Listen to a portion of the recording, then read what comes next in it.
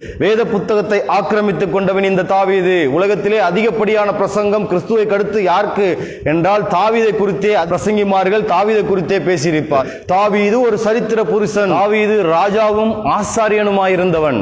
இஸ்ரவேலின் ஏக சக்கராதிபதியாக அரசாண்டவன். தாவீது பிரியமானவன். சரிங்களா? அவனை பத்தி பேசும்போதே இருதயங்கள் மகிழ்ச்சி அடையும். தாவீது பிறப்பதற்கு முன்பாகவே தேவனால் முன்குறிக்கப்பட்டு தெரிந்து கொள்ளப்பட்டவன். சரிங்களா? சவுல் ஆட்சி செய்து 2ஆம் வருடத்திலேயே தேவன் சவுலை தள்ளிவிட்டார். இந்த டயத்துல தான் தேவன் தாவீதை தெரிந்து கொண்டார். எப்படின்னா, தாவீது பிறப்பதற்கு முன்பே சுமார் 38 வருடங்களுக்கு முன்பே தேவன் தாவீதை தெரிந்து கொண்டார் அப்படின்னு நம்ம படிக்கலாம்.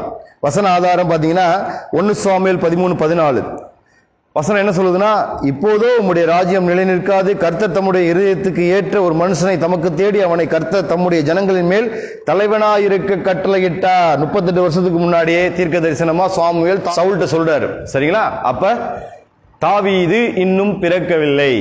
சவுல் ராஜாவாகும் போது அவருக்கு வயசு எவ்வளவு? 30. சவுல தேவன் தள்ளியும் போது சவுலுக்கு வயசு எவ்வளவு? 32. இந்த வயசுல தான் தேவன் தாவீதை தெரிந்து கொண்டார். சரிங்களா?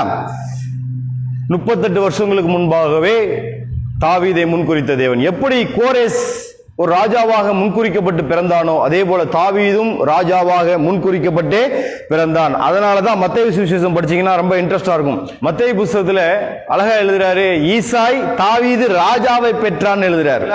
அதுல பாத்தீங்கன்னா அந்த வம்சாவளியில தாவீதுக்கு மட்டும்தான் ராஜான்னு எழுதியிருப்பான். இவன் தான் இந்த இஸ்ரவேலை கட்டி ஆள போகிறவன், முன்குறிக்கப்பட்டு பிறந்தவன். எவர்களை முன்குறித்திருக்காரோ அவர் அழைத்திருக்கிறார், எவர்களை அழைத்திருக்கிறாரோ அவர்களை நீதிமான்களாக்கி இருக்கிறார், எவர்களை நீதிமான்களாக்கி இருக்கிறாரோ அவரை மகிமைப்படுத்தி இருக்கிறார்.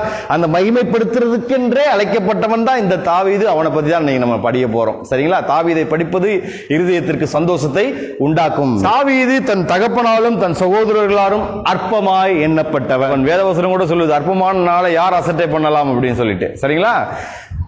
ஆரம்ப அற்பமானாலும் தாவீதோட முடிவு சம்பூர்ணமா இருக்க போகுது. நம்ம பார்க்க போறோம். தேவன் சாமுவேல் அழைக்கிறாரு. சாமுவேல், நான் தள்ளப்பட்ட சவுலுக்காக நீ ரொம்ப நாள் துக்கிட்டு இருக்க வேண்டாம், நான் அடுத்த ராஜாவை அபிஷேகம் பண்ண போறேன், அதுக்கு நீ போய் தான் அபிஷேகம் பண்ணணும். சவுல் வந்து அபிஷேகத்தை பெற்றுக்கொண்டான். நல்லா கவனிக்கணும். சவுல் 3 நாள் பிரயாணம் போய் அபிஷேகத்தை சாமுவேல் மூலமா பெற்றுக்கொண்டான். இங்கே சாமுவேல் போய் தாவீதை அபிஷேகம் பண்ண போகிறான். நல்லா கவனிக்க வேண்டிய விதம்.